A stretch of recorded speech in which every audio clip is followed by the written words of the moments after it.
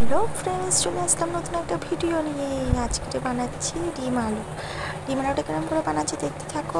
আলুগুলোকে প্রথমে সামান্য নুন আর হলুদ দিয়ে ভালো করে ভেজে নিলাম, লাল লাল করে ভেজে নেওয়ার পর দেখো এরকম সুন্দর সুন্দর দেখতে লাগছে।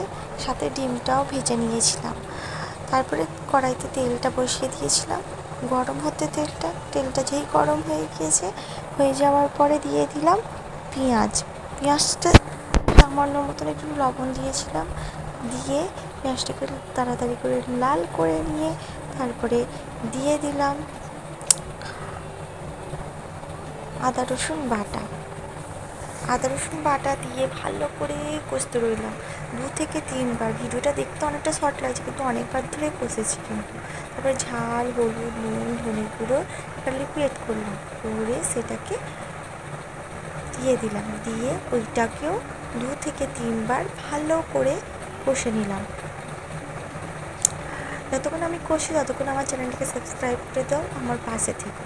কষে নেওয়ার পরে তারপরে দিয়ে দিলাম আলুটাকেও ভালো করে কিন্তু কষে নিয়েছিলাম। কিন্তু ভালো করে কষে নিয়ে তারপরে ওতে সামান্য নিজের পরিমাণ মতন একটু জল অ্যাড করেছিলাম, কারণ হচ্ছে ডিমের জল তো দিতেই হবে। তারপরে জল দিলাম পরিমাণ মতন।